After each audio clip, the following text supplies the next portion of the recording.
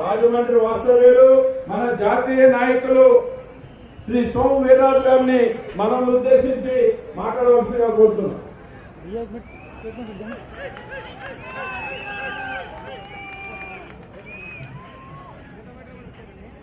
రాష్ట్ర భారతీయ జనతా పార్టీ అధ్యక్షులు శ్రీ కన్నా లక్ష్మీనారాయణ గారు, తూర్పు గోదావరి, పశ్చిమ గోదావరి, రాజమహేంద్రవరం 3 జిల్లాల నుంచి ఇచ్చేసినటువంటి 5 పార్లమెంట్లకు సంబంధించిన శక్తి కేంద్ర ప్రముఖులు, అలానే బూత్ ఇన్ఛార్జీలు, మీరందరూ ఈ సమావేశానికి ఇచ్చేసి మన శక్తిని ప్రదర్శించాలనేటువంటి ఒక ఎనర్జీతో, ఒక ఉత్సాహంతో ఈ సమావేశానికి ఇచ్చేసినటువంటి మీ అందరికి కూడా ధన్యవాదాలు, అభినందనలు తెలియజేస్తున్నాను. ప్రధానంగా వేదిక మీద అనేక మంది పెద్దలు ఉన్నారు. ఇప్పటికే కాలాతీతం 1 గంట కావస్తుంది. మనం మన క్షేత్రాల్లో ఈ ఆంధ్ర రాష్ట్రానికి చేసినటువంటి సహాయం, ఆంధ్ర రాష్ట్రంలో ప్రతి అంశం గ్రామీణంతో సహా, పట్టణాలతో సహా, ఎస్టీ ఏరియాల్లో సహా అనేక నిధుల్ని, అనేక అంశాల్ని ఇచ్చినటువంటి ఘనత ఒక మోడీ గారిదే. ఆంధ్ర రాష్ట్రంలో మోడీ గారు ఆంధ్ర రాష్ట్రానికి హీరో అయితే, చంద్రబాబు నాయుడు ఆంధ్ర రాష్ట్రానికి అవినీతిపరుడు, జీరో అనేటువంటి విషయాన్ని చెప్తున్నా. Modi hero, Chandrababu Naidu zero. Without Modi there is no Chandrababu Naidu in Andhra Pradesh. ప్రతి అంశాన్ని మనం ఎంతో ఉన్నతంగా ఆలోచించి ఇస్తూ ఉంటే గమనించినటువంటి చంద్రబాబు నాయుడు, మేధస్సున్నటువంటి చంద్రబాబు నాయుడు ఈ అంశాలు బయటికి వెళ్ళకూడదు, ఈ అంశాలు ఎవరికి తెలియకూడదు, ప్రజలకు తెలియకూడదు అనే ఆలోచనతో మోడీని విమర్శించాలని ప్రయత్నం చేస్తున్నటువంటి అంశాన్ని మనమందరం కూడా తిప్పి కొట్టాలని, చంద్రబాబు నాయుడిని శంకరగిరి మాన్యానికి పంపించాలని మిమ్మల్ని అందరినీ కోరుతూ నేను సెలవు తీసుకున్నాను. జై హింద్, జై భారత్. ఆంధ్రప్రదేశ్ భారతీయ జనతా పార్టీ మన రథసారథి పెద్దలు, మాజీ మంత్రివర్యులు రాత్రింబవళ్ళు పార్టీ కోసం, పార్టీని 2019 ఎన్నికల్లో విజయ దుందుబు మోగించేటువంటి క్రమంలో రాత్రింబవళ్ళు పనిచేస్తున్న పెద్దలు శ్రీ కన్నా లక్ష్మీనారాయణ గారిని మనల్ని ఉద్దేశించి మాట్లాడవలసిగా కోరుతున్నా.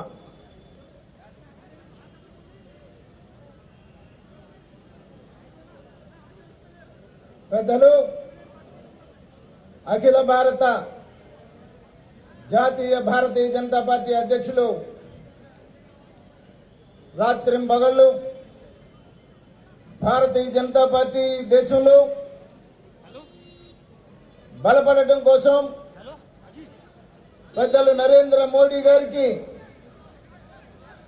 కుడి భుజంగా భారతీయ జనతా పార్టీని క్షేత్రస్థాయి నుంచి ప్రపంచ స్థాయి దాకా తీసుకొని వెళ్ళడం కోసం అహర్నిశలు కృషి చేస్తూ నిరంతరం ప్రజల్లో ఉంటున్నటువంటి మన అధ్యక్షులు పెద్దలు అమిత్ షా గారు, అలాగే సతీష్ జీ గారు, మురళీధరన్ గారు, సునీల్ దేదర్ గారు, హరిబాబు గారు, గంగరాజు గారు, పురంధరేశ్వరి గారు, జీవీఎల్ నరసింహారావు గారు, ఇంకా వేదిక మీద ఉన్నటువంటి నా సహచర బాబు లోపల కూర్చోండమ్మా, నా సహచర కార్యవర్గ సభ్యులకి, జిల్లా అధ్యక్షులకి, పార్లమెంట్ కన్వీనర్లకి, ఇన్ఛార్జీలకి, బూత్ కమిటీ సభ్యులకి, శక్తి కేంద్రాల సభ్యులకు అందరికీ కూడా నా హృదయపూర్వక నమస్కారం. సంతోషం, అమిత్ షా గారు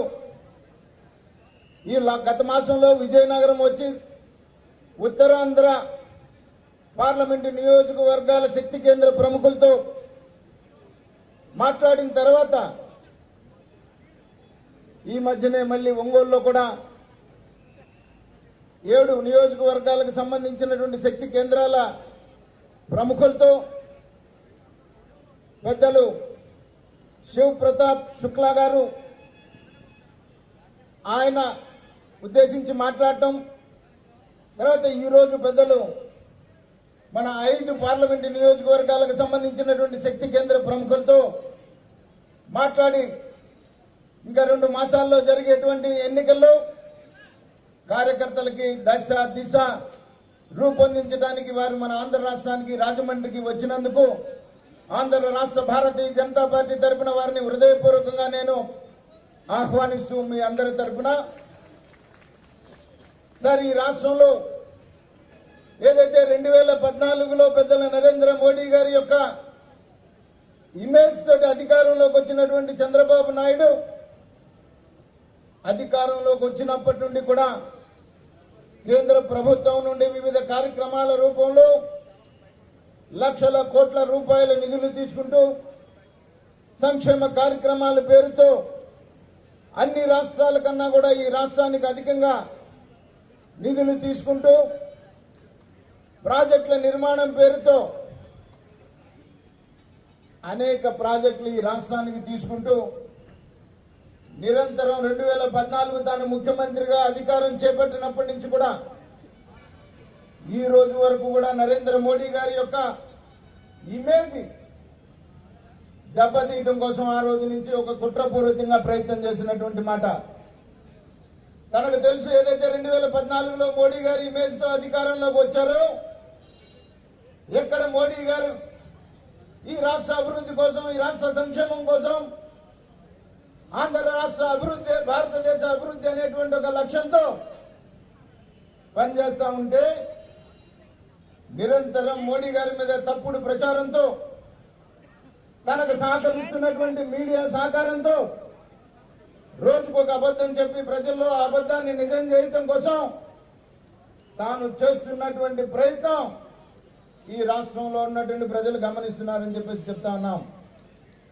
ఇప్పుడే రాజమండ్రిలో ఉన్నటువంటి 47వ డివిజన్లో ప్రధానమంత్రి ఆవాస్ యోజన కింద గృహ నిర్మాణాన్ని ఈ రోజున లాభార్థి ఏదైతే ఈ దేశంలో ప్రధానమంత్రి గారు ఇచ్చినటువంటి సంక్షేమ కార్యక్రమాలు ప్రధానంగా 2014 తర్వాత భారతదేశ స్వతంత్రం తర్వాత దారిద్ర్య నిర్మూలనకు చేపట్టినటువంటి కార్యక్రమాలు తీసుకుంటే ఇంతవరకు భారతదేశంలో ఏ ప్రధాని కూడా దారిద్ర్య నిర్మూలన కానీ పేదరిక నిర్మూలనకు కానీ ఇన్ని కార్యక్రమాలు తీసుకున్నటువంటి ప్రధానమంత్రి చరిత్రలో ఒక నరేంద్ర మోడీ గారు అని చెప్పేసి సందర్భంగా చెప్పక తప్పదు అనేటువంటి మాట. అలాగే గ్రామీణ అభివృద్ధికి తీసుకుంటే గ్రామీణ ప్రాంతాల్లో జరుగుతున్నటువంటి ప్రతి అభివృద్ధి కార్యక్రమం, గ్రామీణ ప్రాంతంలో వేసేటువంటి ప్రతి సిమెంట్ రోడ్డు, గ్రామీణ ప్రాంతంలో జరుగుతున్నటువంటి విద్యుత్ శక్తి, అలాగే 24 గంటల విద్యుత్ శక్తి ఏదైతే ఇస్తున్నానని గొప్పగా ఈ చంద్రబాబు నాయుడు చెప్పుకుంటున్నాడు, ఆ 24 గంటల విద్యుత్ శక్తి అది నరేంద్ర మోడీ గారు ఇస్తుందే. ఇంతకు ముందు నువ్వు 9.5 సంవత్సరాలు ముఖ్యమంత్రిగా విద్యుత్ శక్తి రాష్ట్రంలో ఇచ్చావా చంద్రబాబు నాయుడు? అప్పుడు కనుక ఇచ్చుంటే ఇప్పుడు 24 గంటల విద్యుత్ శక్తి నువ్వు ఇస్తున్నావు అని చెప్పుకోవచ్చు. ఈ రోజున మోడీ గారు ఈ రాష్ట్రానికి, ఈ రాష్ట్రం మీద ఉన్నటువంటి ప్రేమతో దేశంలో 3 రాష్ట్రాలు 24 గంటల విద్యుత్ శక్తి ఇవ్వాలి అనేటువంటి ఒక నిర్ణయం తీసుకుంటే మూడిట్లో ఆంధ్ర రాష్ట్రానికి, ఆంధ్ర రాష్ట్రం మీద ఉన్నటువంటి అభిమానం కొద్దీ ఆయన ఇచ్చినటువంటి మాట మనం చూస్తూనే ఉన్నారు. అలాగే ఏ రోజున స్వాతంత్రం తర్వాత గ్రామీణ ప్రాంతాల్లో ఉన్నటువంటి శ్మశానాల్ని బాగు చేసినటువంటి సందర్భం ఎప్పుడన్నా ఉందా? అది నరేంద్ర మోడీ గారి నాయకత్వంలో స్వచ్ఛ భారత్ పేరుతో ప్రతి ఇంటికి మరుగుదొడ్డి ఉండాలని, మన గ్రామంలో ఉన్నటువంటి వీధి దగ్గర నుండి శ్మశానం దాకా కూడా పరిశుభ్రంగా ఉండాలి అనేటువంటి ఒక ప్రధాన ఉద్దేశంతో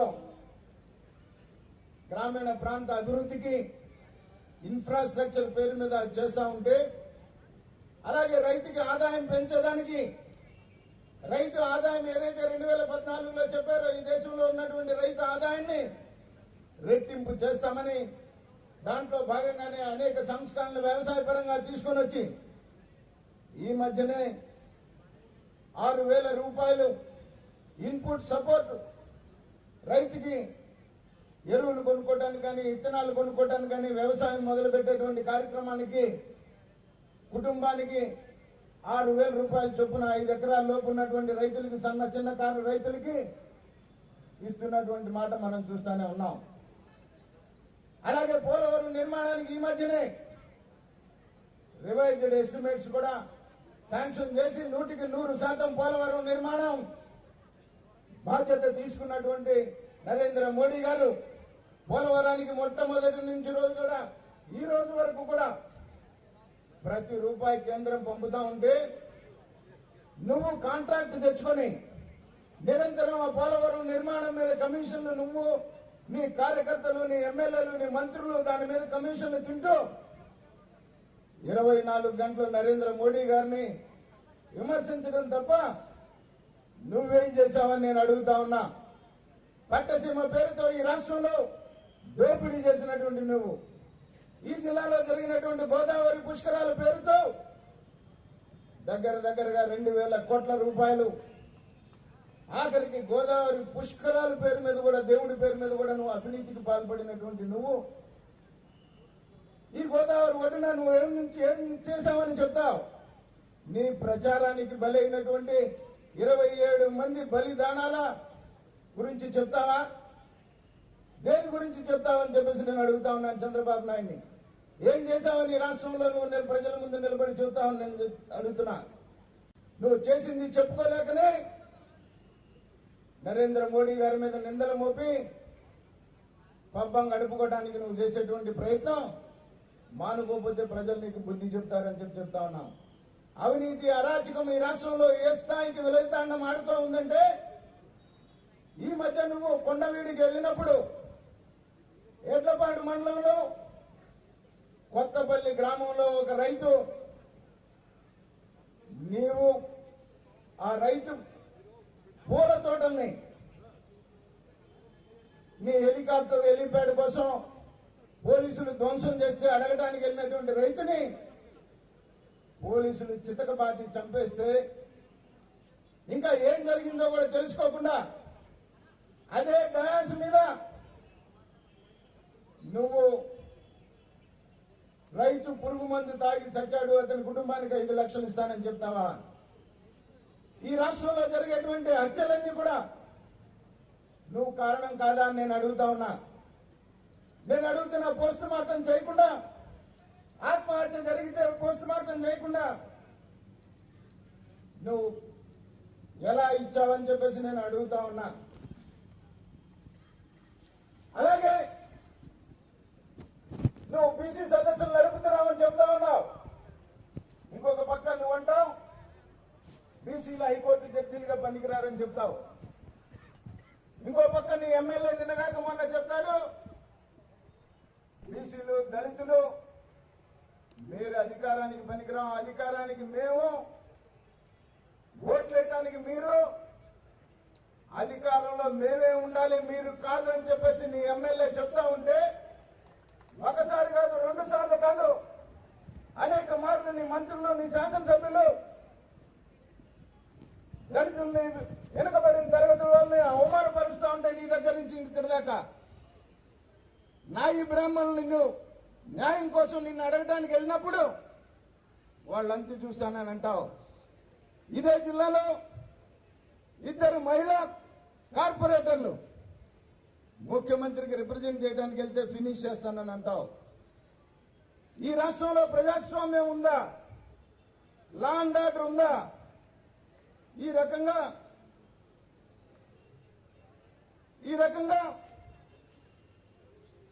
ఈ రాష్ట్రంలో ఒక అవినీతి అరాచక అసమర్థ పాలనకి చరమగీతం పాడాల్సినటువంటి సమయం దగ్గరకు వచ్చింది.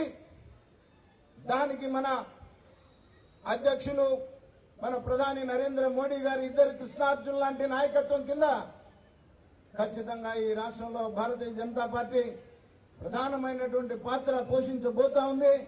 ప్రజలు ఇప్పుడిప్పుడే వాస్తవాలు తెలుసుకుంటున్నారు. ఈ అరాచక పాలనని తిరిమి కొట్టేటువంటి సమయం ఆసన్నమైంది. మరి ఈ సందర్భంగా మరొకసారి మన జాతీయ అధ్యక్షులు అమిత్ షా గారికి, మోడీ గారికి ధన్యవాదాలు తెలియజేస్తూ సెలవు తీసుకుంటున్నాను. భారత్ మాతాకి, భారత్ మాతాకి, భారత్ మాతాకి. శ్రీధర్, భోజనాల టెంటర్లో ఉన్న వాళ్ళందరినీ కూడా లోపల పంపించండి దయచేసి. వెనకాల నిలబడండి అందరూ. గోపి వెంటనే టెంట్స్ లో ఉన్న వాళ్ళందరినీ లోపల పంపించండి దయచేసి. ఎవరు లేవద్దు దయచేసి, అందరూ కూడా కూర్చోండి నిశ్శబ్దంగా. అధ్యక్షులు వారు మాట్లాడడం కోసం మన ముందుకు వస్తున్నారు. ఎవరు లేవద్దు దయచేసి, అందరూ కూర్చోండి దయచేసి. అందరూ కూర్చోవాలి, నిశ్శబ్దంగా కూర్చోవాలి. బయట ఆ భోజన పెండాల్స్ లో భోజనం పెట్టకపోయినప్పటికీ అక్కడే ఉన్నారు, వారందరూ లోపలికి రావాలి. ఇక్కడ అందరూ కూర్చోవాలి దయచేసి. మీడియా వారు కూడా, కెమెరామెన్ తప్పితే మిగతా వారు కూడా కొంచెం కూర్చుంటే మీ వల్ల మిగతా వాళ్ళకి కనపడకుండా పోతుంది. దయచేసి అందరూ కూర్చోవాలి. ఇక్కడ కూడా భారతీయ జనతా పార్టీ నూతన సంఘటన మంత్రి గారికి స్వాగతం చెప్తూ, అదే రకంగా ఇప్పటి వరకు పనిచేసినటువంటి మన మాజీ రాష్ట్ర సంఘటన మంత్రివర్యులకి మన పెద్దలు అమిత్ షా గారి చేతుల మీదుగా వారిని అభినందించేటువంటి కార్యక్రమం ఉంది. దాని తర్వాత వెంటనే అమిత్ షా గారు మనల్ని ఉద్దేశించి ప్రసంగిస్తారు.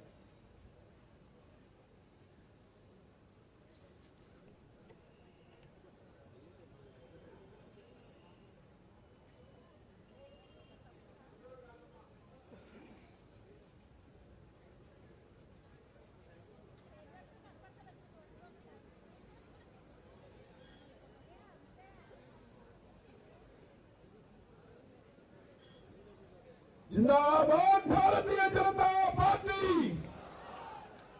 అమిత్ షా గారి నాయకత్వం, మన ప్రియతమ ప్రధాని నరేంద్ర మోడీ గారి నాయకత్వం, అమిత్ షా గారి నాయకత్వం, అమిత్ షా గారి నాయకత్వం.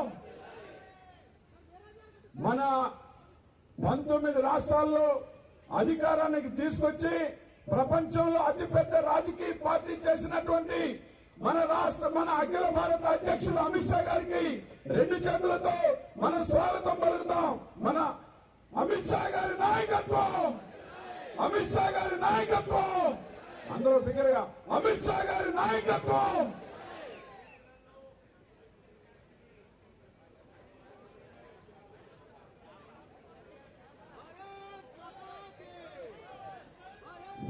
కేంద్ర ప్రభుత్వం మత్స్య శాఖని కొత్తగా కేంద్ర ప్రభుత్వం ఫిషరీస్ డిపార్ట్మెంట్ ని ప్రత్యేకంగా పెట్టి ఆ శాఖకి, ఆ రంగానికి ప్రాధాన్యం ఇస్తున్న సందర్భంగా ఇక్కడ మా పార్టీ నాయకులు, కొంతమంది మత్స్య వర్గానికి చెందిన వారు, ఫిషరీస్ వర్గానికి చెందిన వారు మా జాతీయ అధ్యక్షుడు అమిత్ షా గారిని సన్మానిస్తున్నారు.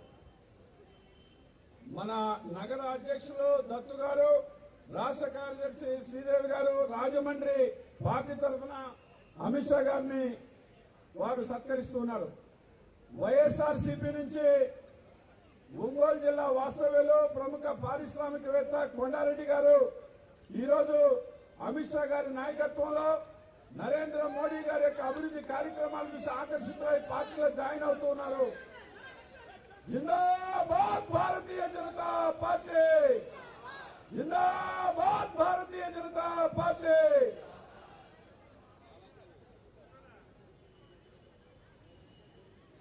వెంటనే కూర్చోవాలి, వేదిక మీద ఉన్న నాయకులందరూ వెంటనే కూర్చోవాలి. మన అఖిల భారత అధ్యక్షులు ఆంధ్రప్రదేశ్, ముఖ్యంగా రాజమండ్రి, నర్సాపురం, కాకినాడ, ఈ యొక్క అమలాపురం కార్యకర్తలను ఉద్దేశించి వారు మార్గదర్శనం చేస్తున్నారు.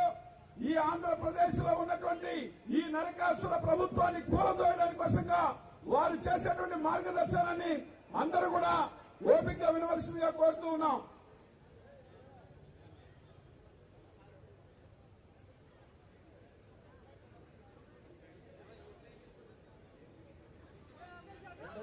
వేదిక మీద కూర్చోవాలి.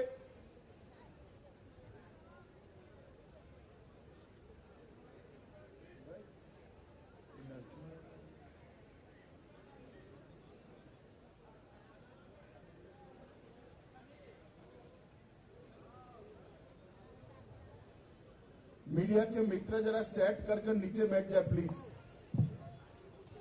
मैं यही रहकर बोलने वाला हूँ, एंगल सेट करके बैठ जाइए स्टैंड पर। మీడియా మిత్రులందరికీ వారు చేస్తున్నటువంటి విజ్ఞప్తి, మీ కెమెరాలన్నీ సెట్ చేసుకుని కొంచెం ఇది కూర్చున్నట్లయితే వెనకాల ఉన్నటువంటి వారికి వేదిక కనబడుతుంది కనుక దయచేసి మీరందరూ మీ కెమెరాని సెట్ చేసి కూర్చోవాలి। मेरे साथ बोलिए भारत माता की। भाई ऐसे नहीं, पुलवामा के शहीदों के परिवारों तक आवाज जानी चाहिए कि भारतीय जनता पार्टी पुलवामा के शहीदों के साथ खड़ी है। బలిదానం చేసినటువంటి మన సైనిక సోదరుల ఆత్మలకు వినిపించే విధంగా, వారి కుటుంబాలకు వినిపించే విధంగా మనం గట్టిగా వారికి వినిపించే విధంగా మనం భారత్ మాతాకి జై అని చెప్పి మనం నినదించాలి। मेरे साथ दोनों हाथ उठाइए, मुट्ठी बींचिए और प्रचंड आवाज से बोलिए भारत माता की, भारत माता की, भारत माता की। मंच पर उपस्थित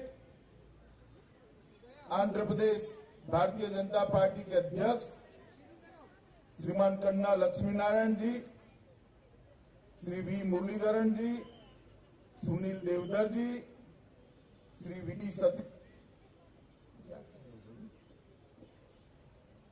वी सतीश जी, नरसिम्हा राव जी, हमारे सांसद श्री हरिबाबू जी, श्री गंगा राजू जी, श्रीमती पुरंदेश्वरी जी, विधान परिषद के जुझारू सदस्य सोमवीर राजू जी, हमारे विधायक पूर्व मंत्री श्री माणिक्य राव जी, श्री रविंद्र राजू जी, ईश्वरा जी, रविंद्र राजू जी, नए संगठन मंत्री श्री मधुकर जी, श्याम शिवराज जी, श्रीमती शांता रेड्डी जी, श्री माधव जी, और आज ये कार्यकर्ता समागम के अंदर आए हुए प्यारे कार्यकर्ता भाइयों और बहनों, వేదిక మీద ఉన్నటువంటి నాయకులు ప్రతి ఒక్కరికి పేరు పేరున వారి నమస్కారాలు తెలియజేసుకుంటూ, వేదిక ముందున్నటువంటి సోదరి సోదరిమణులకి పాత్రికేయుల వారికి వారందరికీ కూడా వారి నమస్కారాలు తెలియజేస్తున్నారు। मित्रों, आंध्र प्रदेश की सांस्कृतिक राजधानी राजामुंड्री में आकर मैं बहुत बहुत खुशी और गौरव का अनुभव कर रहा हूं। ఆంధ్ర ప్రజల యొక్క సాంస్కృతిక రాజధాని అయినటువంటి రాజమహేంద్రవరానికి రావడం నాకు ఆనందం మాత్రమే కాకుండా నేను చాలా గౌరవంగా భావిస్తున్నాను। ये चालुक्य सम्राट राजा नरेंद्र की नगरी है। ये भूमि कवि नानैया की भूमि है, जिन्होंने आंध्र महाभारतम की रचना की, और ये भूमि समाज सुधारक कंदुकुरी वीर शिवलिंगम की भूमि है, और ये भूमि जहां 1905 में वंदे मातरम की गूंज बिपिन चंद्र पाल ने यहां पर आकार पुल चौक के अंदर गूंजाई थी। ये महान भूमि पर आकर मैं अपने आप को धन्य मानता हूं। ఈ యొక్క భూమి రాజమహేంద్రవరం పుణ్య భూమిగా నేను భావిస్తున్నాను। ఈ భూమి మీదే నన్నయ్య జన్మించినటువంటి విషయం మనందరికీ తెలుసు। అదే విధంగా సామాజిక సంస్కర్త అయినటువంటి వీరేశలింగం గారు సైతం ఇక్కడే జన్మించినటువంటి విషయం మనందరికీ తెలుసు। అదే విధంగా 1905వ సంవత్సరంలో బిపిన్ చంద్ర పాల్ గారు ఇక్కడ వచ్చినటువంటి విషయం మనందరికీ తెలుసు। కనుక అటువంటి పుణ్యభూమి, ఇంతమంది పెద్దలు మహనీయులు ఈ యొక్క భూమి మీద నడియాడినటువంటి సందర్భంలో ఈ పుణ్యభూమి మీద అడుగు పెట్టడం నా యొక్క భాగ్యంగా నేను భావిస్తున్నాను। मित्रों, अभी अभी कुछ दिन पहले पुलवामा में पाक प्रेरित आतंकवादियों ने भारत के सुरक्षा बलों के जवान पर, उनके काफिलों पर हमला कर एक दुखद घटना हुई, जिसमें 40 से ज्यादा जवान शहीद हो गए। కొద్ది రోజుల క్రితమే మనందరికీ తెలిసినటువంటి విషయం, పుల్వామాలో మన భారత సైనికులమై పాక్ ప్రేరిత ఉగ్రవాదులు దాడి చేసి అతి హేయంగా అతి కిరాతకంగా మన జవాన్ని చంపినటువంటి విషయం మనందరికీ తెలుసు. हम सब इस दुख की घड़ी में शहीद जवानों के परिवारों के साथ उनके दुख में सहभागी होने के लिए इनके कंधे से कंधा मिलाकर खड़े हैं. అటువంటి సమయంలో సైనికులు వీర మరణాన్ని పొందినటువంటి సందర్భంలో వారి కుటుంబాలతో భుజం కలుపుతూ వారికి ధైర్యాన్ని అందిస్తూ ఆ కుటుంబాలు తోడు నిలబడినటువంటి పరిస్థితి మన ముందు ఉన్నది. और देश के प्रधानमंत्री श्री नरेंद्र मोदी जी ने आज तक 5 साल में देश की सुरक्षा को सर्वोच्च प्राथमिकता दी है. గడిచిన 5 సంవత్సరాల కాలంలో నరేంద్ర మోడీ గారు ప్రధాని అయిన నాటి నుండి నేటి వరకు కూడా దేశ భద్రతకి అత్యంత ప్రాధాన్యతని ఇచ్చినటువంటి విషయం మనం ఇక్కడ గమనించాలి. और आतंकवाद के खिलाफ लड़ने के लिए चाहे वो कूटनीतिक क्षेत्र हो, चाहे सेना और सुरक्षा बलों ने आतंकवादियों का शस्त्र से जवाब देना हो, भारतीय जनता पार्टी की मोदी सरकार ने जीरो टॉलरेंस की नीति को अपनाया है. మన సైనికుల్ని సురక్షితంగా ఉంచాలి అనేటువంటి లక్ష్యంతో ఒకవేళ మనం ఏదన్నా పథకాల్ని రచించాలన్నా అదే విధంగా మన భారత సైనికుల యొక్క శస్త్రాలు కావచ్చు వారి అన్ని విధాలా కూడా బలోపేతం చేయాలన్నా కూడా దానికి అత్యంత ప్రాధాన్యతని నరేంద్ర మోడీ గారి ప్రభుత్వం ఇచ్చినటువంటి విషయాన్ని మనం గుర్తించాలి. और इस बार भी प्रधानमंत्री जी ने सुरक्षा बलों को, सेना के जवानों को खुला दौर दिया है कि आप समय निश्चित करें, जगह निश्चित करें और ये आतंकवादियों को मुंह तोड़ जवाब देने के लिए उन्होंने सेना को एकाधिकार दिया है. ఇంతకు ముందు మన సైనికుల మీద దాడి చేసినప్పుడు తిరిగి వారి స్థావరాల్ని ఏ విధంగా ధ్వంసం చేయించారో అదే విధంగా ఈసారి కూడా నరేంద్ర మోడీ గారు మన భారత సైనికులకి అండగా నిలబడి సమయం కావచ్చు అదే విధంగా ప్రదేశం కావచ్చు మీరు నిశ్చయించండి. మీరు వెళ్లి దాడి చేసినా సరే లేదా ప్రతీకారం తీర్చుకున్నా సరే వాటన్నిటికీ కూడా నేను వెన్నుదన్నుగా మీకు ఉంటానని చెప్పి నరేంద్ర మోడీ గారు మన భారత సైనికులకి చెప్పడం జరిగింది. मगर अभी कांग्रेस ने एक दुखद घटना का भी राजनीतिकरण करा है. कांग्रेस ने जिस दिन घटना हुई उसी दिन प्रधानमंत्री जी कोई कार्यक्रम में थे, इसका मुद्दा बनाया. मैं कांग्रेस पार्टी के लोगों को कहना चाहता हूं, आप जितना आरोप लगाना है लगा दो. देश के प्रधानमंत्री 24 घंटे में से 18 घंटे काम करने वाले व्यक्ति है. उनकी देश की सुरक्षा के प्रति प्रतिबद्धता पर आपके आरोपों का देश की जनता पर कोई असर नहीं होने वाला है. देश की जनता को भरोसा है कि प्रधानमंत्री जी देश की सुरक्षा के प्रति जीरो टॉलरेंस आतंकवादियों के प्रति रखने वाले प्रधानमंत्री. और कांग्रेस पार्टी किस मुंह से सवाल उठा रहे? यही कांग्रेस पार्टी हमारे भारत के सेना अध्यक्ष को गली का गुंडा कहने का दुस्साहस करती है. यही कांग्रेस पार्टी जब सेना के जवान सर्जिकल स्ट्राइक करते हैं तो उस पर शंका पैदा करती है. यही कांग्रेस पार्टी के अध्यक्ष जब सर्जिकल स्ट्राइक होती है तो वो कहते हैं कि जवानों की खून की दलाली कर रहे हो. यही कांग्रेस पार्टी के नेता सिद्धू जाकर जो हमारे जवानों पर गोलियां बरसाते हैं, वो पाकिस्तान की सेना के सेनाध्यक्ष को गले मिलाने के काम करती है.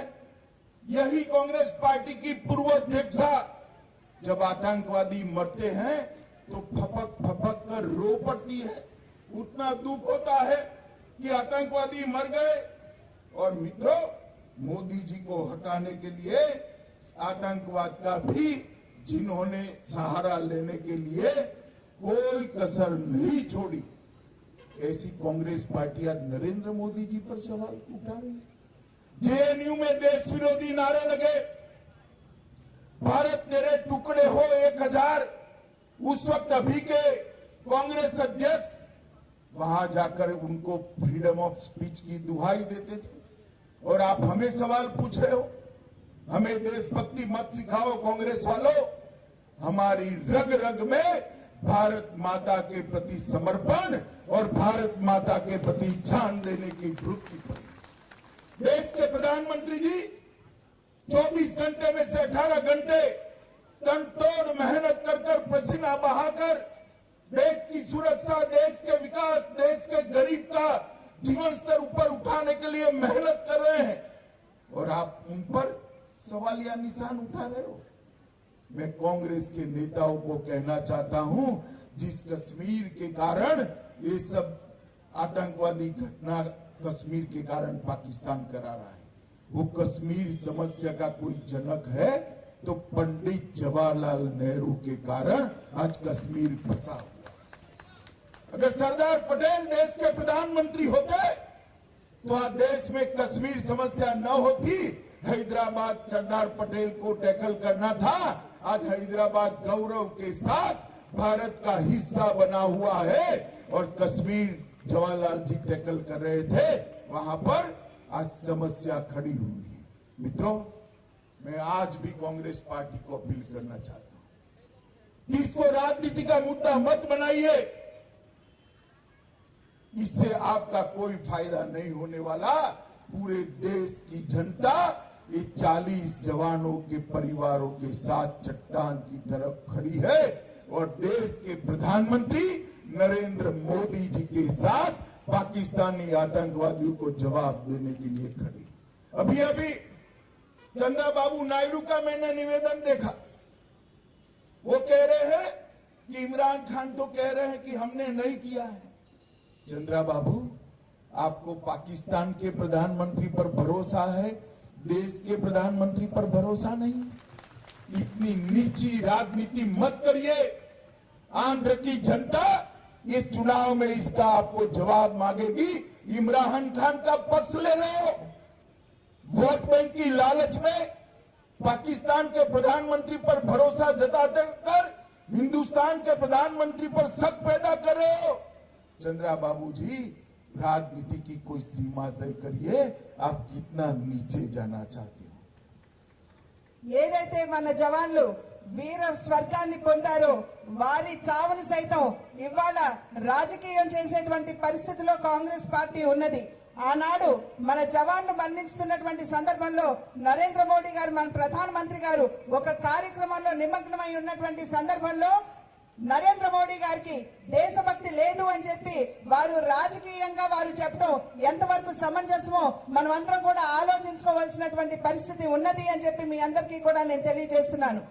మన సైనికుల్లో ఆత్మస్థైర్యాన్ని నింపే విధంగా మన ప్రభుత్వం, మన ప్రధానమంత్రి ఈనాడు భారత సైనికులకి అండదండగా నిలుస్తున్నటువంటి సందర్భంలో వారి చావును సైతం రాజకీయం చేయడం అన్నది ఎంతవరకు సమంజసం ఒక్కసారి ఆలోచించమని చెప్పి మిమ్మల్ని అభ్యర్థిస్తున్నాను. కాంగ్రెస్ పార్టీని గుండెల మీద చేయి వేసుకుని ఆలోచించుకోమని చెప్పి నేను చెప్తున్నాను. మీకు ఏమి నైతిక హక్కు ఉన్నది ఇవాళ భారతీయ జనతా పార్టీ దేశభక్తిపై వేలెత్తి చూపడానికి అని చెప్పి నేను ప్రశ్నిస్తున్నాను.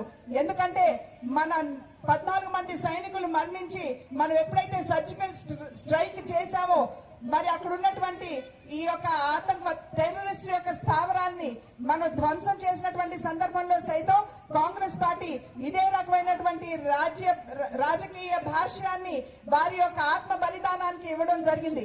వారు చెప్పినటువంటి విషయం ఏంటి, మన సైన్యాధికారి ఎవరైతే ఉన్నారో అతను రోడ్ల వెంట తిరిగేటువంటి ఒక గూండా, గల్లీ గూండా అని చెప్పి అతనిపై వేలెత్తి చూపడం అన్నది ఇది నిజంగా మన భారత సైనికులకి ఇచ్చేటువంటి గౌరవం అని చెప్పి నేను ప్రశ్నిస్తున్నాను.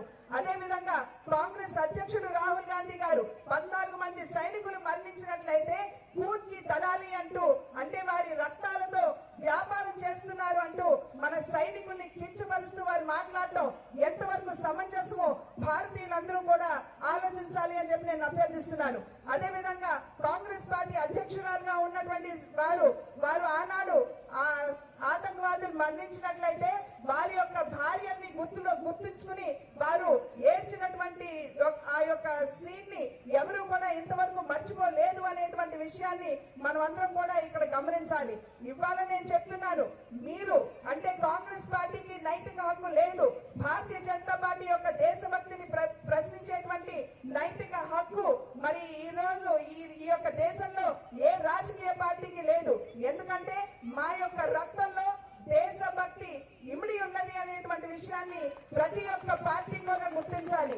ఇవాళ నేను ఇక్కడికి వస్తున్నటువంటి సందర్భంలో చంద్రబాబు నాయుడు గారు కూడా చాలా దిగజారి మాట్లాడినటువంటి విషయాన్ని నేను గమనించాను. ఆయన మన దేశ ప్రధాని మీద నమ్మకం కంటే కూడా పాకిస్తాన్ ప్రధాని అయినటువంటి ఇమ్రాన్ ఖాన్ వారి యొక్క భాష వారి యొక్క మాటల మీద నాకు అత్యంత విశ్వాసం ఉన్నది అనే విధంగా ఆ యొక్క అర్థం ప్రతిఫలిస్తూ వారి మాట్లాడడం ఎంత దిగజారుడో ఒక్కసారి మీరు ఆలోచించాలి. అంటే ఒక్కసారి ఆలోచించండి, ఎంత నీచంగా ఎంత దిగజారుడుగా ఇవాళ దేశంలో రాజకీయాలు చేస్తున్నారో ఒక్కసారి ఆలోచించండి. मित्रों, 2019 में आंध्र विधानसभा और भारत सरकार का लोकसभा का चुनाव होने वाला है। आंध्र की महान जनता ने ये 5 साल आंध्र प्रदेश किसके हाथ में रहेगा और देश में अगले 5 साल कौन शासन करेगा, ये निर्णय करना है। 2019 సంవత్సరంలో అంటే ఇప్పుడు మనం ఎదుర్కోబోయేటువంటి ఎన్నికలు రాష్ట్రంలో మీరు ఎవరిని అధికారంలోకి తీసుకురావాలో నిర్ణయించేటువంటి ఎన్నికలు. అదే విధంగా దేశంలో సైతం ఏ పార్టీకి పట్టం కట్టాలో నిర్ణయించేటువంటి ఎన్నికలు. కనుక ఈ ఎన్నికల యొక్క ఫలితాలు మీ చేతిలోనే ఉన్నాయి. और मैं देख रहा हूं चंद्रबाबू जी आंध्र की जगह कभी बंगाल में, कभी दिल्ली में, कभी तमिलनाडु में, कभी कर्नाटक में जाकर धरना दे रहे हैं। चंद्रबाबू जी, धरना देना है तो आपकी पार्टी के कार्यालय के सामने दीजिए, जिसने 5 साल में आंध्र का कोई विकास नहीं किया, आंध्र का एक भी जिले में विकास का काम नहीं। ఇవాళ మనం రాష్ట్రంలో ఉన్నటువంటి పరిస్థితులు చూసినట్లయితే చంద్రబాబు నాయుడు గారు ఆంధ్ర రాష్ట్రాన్ని వదిలి అప్పుడప్పుడు కోల్కతాకి అప్పుడప్పుడు ఇంకొక రాష్ట్రానికి వెళ్లి ధర్నాలు చేసేటువంటి పరిస్థితి మన ముందు ఉంది. ఇవాళ నేను సభాముఖంగా చెప్తున్నాను, చంద్రబాబు నాయుడు గారు మీరు వేరే రాష్ట్రాలకు కాదు వెళ్లి మీరు ధర్నాలు చేయవలసింది, మీరు మీ సొంత పార్టీ కార్యాలయం ముందు మీరు ధర్నాలు చేయాలి. ఎందుకంటే ఆంధ్ర రాష్ట్ర ప్రజల్ని అభివృద్ధి నుండి వంచితుల్ని చేసింది మీ పార్టీ, మీ ప్రభుత్వం. मित्रों, मैं पहली बार देख रहा हूं कि चंद्रबाबू जी कह रहे हैं कि आंध्र का विकास भारतीय जनता पार्टी की सरकार ने हो। आंध्र का अन्यायी विभाजन करने वाली कांग्रेस पार्टी के साथ इलू इलू कर आप तेलंगाना के अंदर चुनाव लड़ते हो।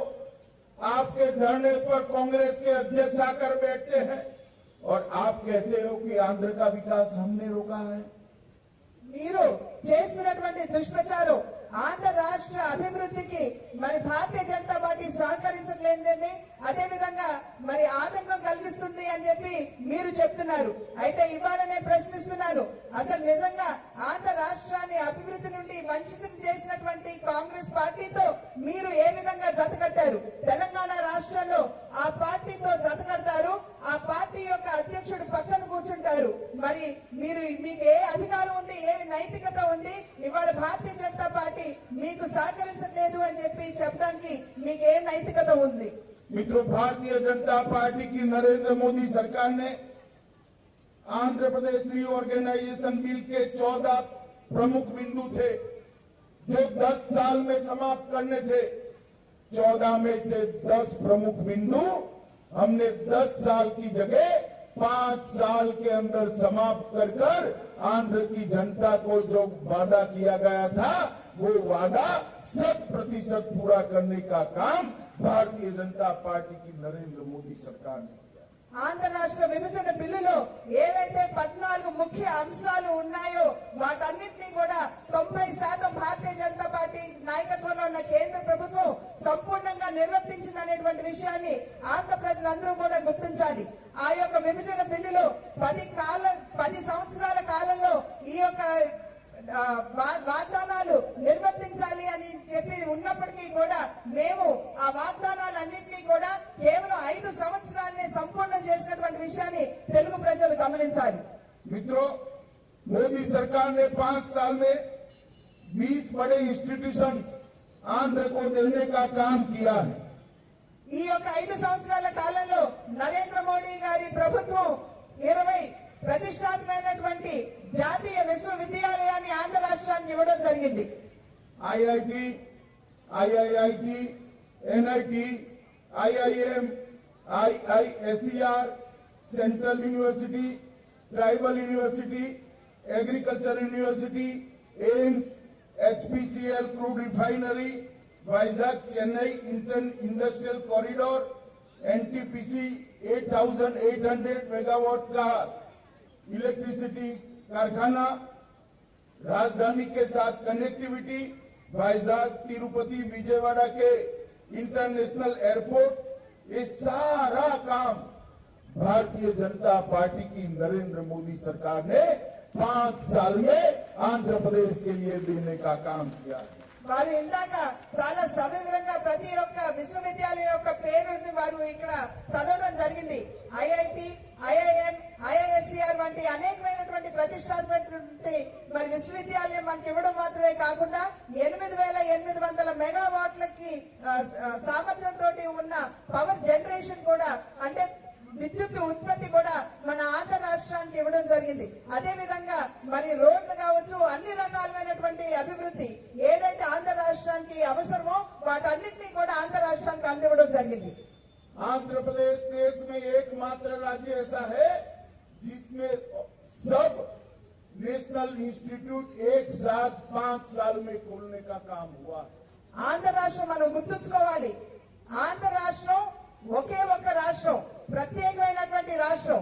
ఎందుకంటే ఒకేసారి ఒకే కలం వేటుతోటి ఆంధ్ర రాష్ట్రానికి ఇన్ని సంస్థలు రావడం అన్నది ముందెన్నడూ చరిత్రలో, ఏ రాష్ట్ర చరిత్రలో కూడా జరగనటువంటి విషయం. मित्रों, अमरावती का डेवलपमेंट हो या पोलावरम प्रोजेक्ट हो, हमने फंड देने में कोई कसर नहीं छोड़ी. मगर ये टीडीपी की सरकार, चंद्रबाबू जी की सरकार फंड का खर्चा ढंग से नहीं कर पाई है और अंदर जबरदस्त करप्शन, भ्रष्टाचार करने का काम अमरावती और पोलावरम में हुआ. ఇవాళ సభాముఖంగా నేను తెలియజేస్తున్నాను, మీ రాజధాని అమరావతి అభివృద్ధి కావచ్చు, అదే విధంగా పోలవరం నిర్మాణం కావచ్చు, వీటికి సంబంధించి పెద్ద ఎత్తున సహకారాన్ని కేంద్ర ప్రభుత్వం రాష్ట్ర ప్రభుత్వానికి అందించినటువంటి విషయాన్ని మీ అందరికీ కూడా సభాముఖంగా నేను తెలియజేస్తున్నాను. అయితే ఇక్కడ అధికారంలో ఉన్నటువంటి చంద్రబాబు నాయుడు గారి యొక్క ప్రభుత్వం ఆ యొక్క వనరుల్ని సరిగ్గా ఖర్చు పెట్టలేనటువంటి పరిస్థితిలో, అంటే అసమర్థ పరిస్థితిలో వారు ఉన్నటువంటి విషయాన్ని మనం అందరం గమనించాలి. అది మాత్రమే కాకుండా ఈ యొక్క వనరుల్ని అవినీతితోటి వారు మింగినటువంటి విషయాన్ని సైతం మనం ఇక్కడ గమనించాలి. मित्रों, अभी में यही राजामुंद्री में एक गरीब दलित महिला के घर पर जाकर आया. प्रधानमंत्री आवास योजना के अंदर झुग्गी झोपड़ी में रहने वाली वो महिला आज शौचालय के साथ एक अच्छे साफ सुथरे घर में निवास करती है, तो मन को बड़ी शांति. देश भर में सबसे ज्यादा आवास योजना और नरेगा योजना का कहीं पर फायदा हुआ है तो प्रधानमंत्री नरेंद्र मोदी जी के शासन में आंध्र प्रदेश. నేను ఈ సభాస్థలికి రాబోయే ముందు వస్తున్నటువంటి దారిలో నేను ఒక పేద మహిళ ఇంటికి వెళ్ళడం జరిగింది. అంటే ఒక చిన్నపాటి ఇంట్లో ఉన్నటువంటి ఆ మహిళలకి, ఒక గుడిసెలో ఉంటున్నటువంటి మహిళకి ఇవాళ టాయిలెట్ సదుపాయం, అంటే మరుగుదొడ్డి సదుపాయంతో పాటు ఒక చక్కటి అన్ని హంగులు కలిగినటువంటి ఇంటిలో ఆ యొక్క యువతి గృహప్రవేశం చేయడం జరిగింది. ఇవాళ నేను చెప్తున్నాను సభాముఖంగా, ప్రధానమంత్రి ఆవాస్ యోజన కింద, అదే విధంగా మరి గ్రామీణ అభివృద్ధి పథకాల కింద ఏదైనా రాష్ట్రం నరేంద్ర మోడీ గారి పాలనలో అతి పెద్ద సంఖ్యలో లాభం పొందింది అంటే అది కేవలం ఆంధ్ర రాష్ట్రం మాత్రమే. राजामुंद्री एयरपोर्ट का development, night landing facility 182 crore से पूरी कर दी गई. అదే విధంగా రాజమండ్రి యొక్క ఎయిర్పోర్ట్ యొక్క అభివృద్ధి, అదే విధంగా ఇక్కడ వచ్చినటువంటి ప్లేన్లు మరి కిందకి దిగడానికి కావలసినటువంటి అన్ని హంగులు 182 కోట్లతోటి తోటి అభివృద్ధి చేయడం జరిగింది. मैं सिर्फ कोस्टल आंध्र की उपलब्धियां गिनाना चाहता हूं। నేను తీర ప్రాంతంలో ఉన్నటువంటి మన ప్రాంతాల యొక్క అభివృద్ధిని నేను మీ ముందు ఆవిష్కరించబోతున్నాను. मित्रों, HPCL के द्वारा काकीनाडा में ग्रीनफील्ड पेट्रोकेमिकल कॉम्प्लेक्स की स्थापना भी प्रस्तावित कर उसका काम शुरू होने जा रहा है। హెచ్పిసిఎల్ కింద ఏదైతే గ్రీన్ ఫీల్డ్ డెవలప్మెంట్ చేయాల్సింది ఉందో అది సైతం ఇక్కడ ఈ ప్రాంతంలోనే కేంద్ర ప్రభుత్వం స్థాపించినటువంటి విషయాన్ని నేను మీకు తెలియజేస్తున్నాను. कुल मिलाकर गेल HPCL दोनों मिलाकर लगभग 1 लाख करोड़ का प्रस्तावित इन्वेस्टमेंट यहाँ पर है। గేల్ కావచ్చు, హెచ్పిసిఎల్ కావచ్చు, వారందరూ కూడా వారు చేస్తున్నటువంటి పెట్టుబడులు ఏవైతే ఉన్నాయో అవి 1 లక్ష కోట్లు దాటినటువంటి విషయాన్ని మీ అందరికీ కూడా నేను సభాముఖంగా నేను తెలియజేస్తున్నాను. कंटेनर कॉरपोरेशन ऑफ इंडिया के माध्यम से 450 करोड़ रुपया काकीनाडा पोर्ट में मल्टी मॉडल लॉजिस्टिक पार्क के लिए आवंटित किया गया। కంటైనర్ కార్పొరేషన్ ఆఫ్ ఇండియా ద్వారా 4500 కోట్ల రూపాయలతోటి ఇక్కడ అభివృద్ధి జరుగుతున్నటువంటి విషయాన్ని సైతం, పోర్ట్లో అభివృద్ధి జరుగుతున్నటువంటి విషయాన్ని సైతం మీ ముందు నేను ఉంచుతున్నాను. एम्स गंटूर में, NIT पश्चिम गोदावरी में, ट्राइबल यूनिवर्सिटी, आर्किटेक्चर और प्लानिंग की school, central institute of plastic CIPET Vijayawada में, एग्रीकल्चर यूनिवर्सिटी गंटूर में, national institute of ocean technology Nellore में, IITPM नेल्लोर में, ढेर सारी इंस्टीट्यूशन एक कोस्टल आंध्र प्रदेश को भारतीय जनता पार्टी की सरकार ने देने का काम किया है। అదే విధంగా ఈ యొక్క కోస్తా ఆంధ్ర ఏదైతే ఉందో మంగళగిరిలో ఎయిమ్స్ ని మొదలు పెట్టుకుంటే మరి గుంటూరులో స్థాపించినటువంటి వ్యవసాయ విశ్వవిద్యాలయం దగ్గర నుండి అనేక సంస్థలు వారు ఏదైతే చెప్పారో ఇన్స్టిట్యూట్ ఆఫ్ ప్యాకేజింగ్ కావచ్చు, అదే విధంగా అనేక సంస్థలు ఈ యొక్క తీర ప్రాంతంలో పెట్టినటువంటి విషయాన్ని మీరందరూ కూడా గమనించాలి.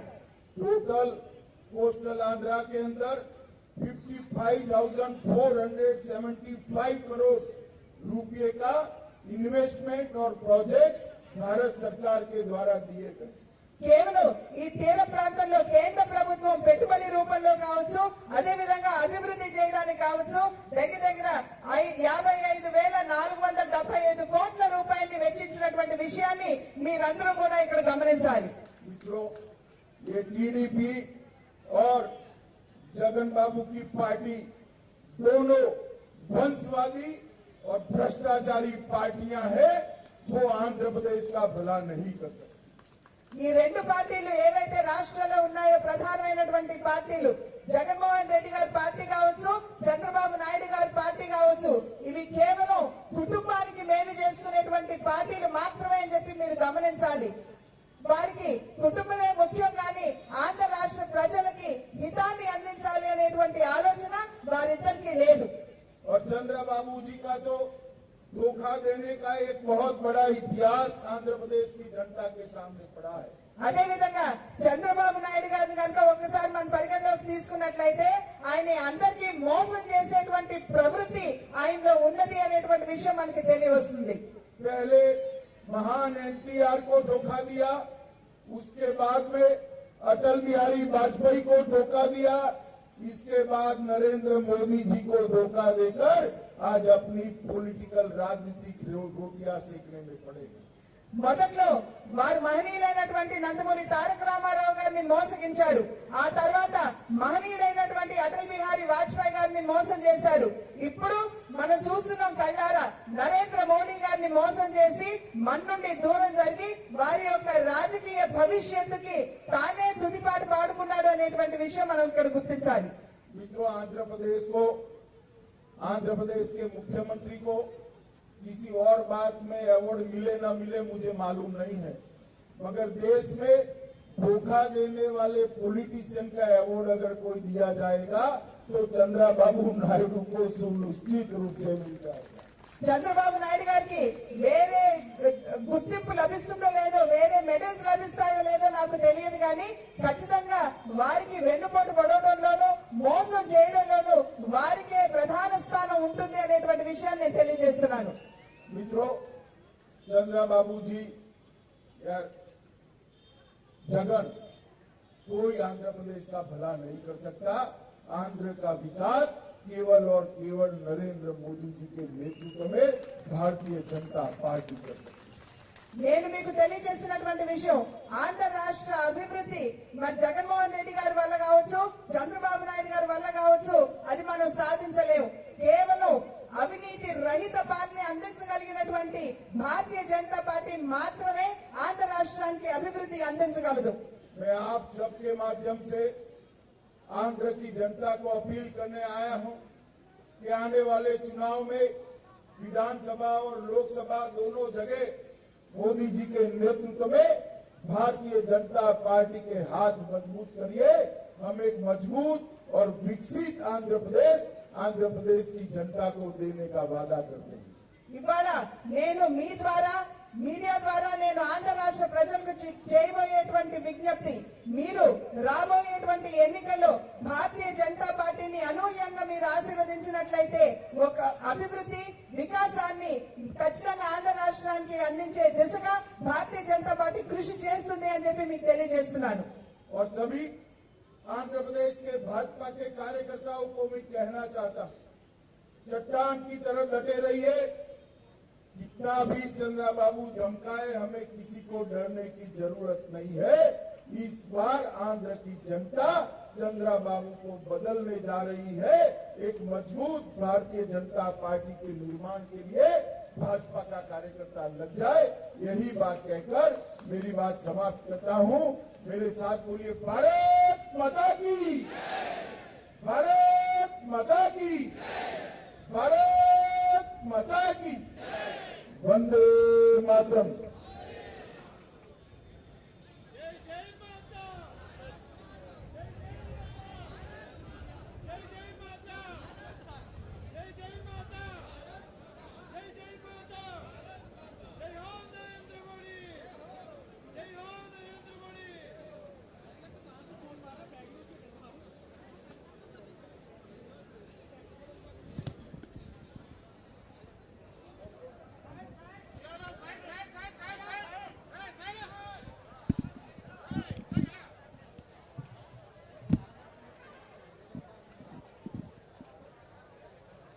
వేదిక మీద ఉన్నటువంటి నాయకులందరూ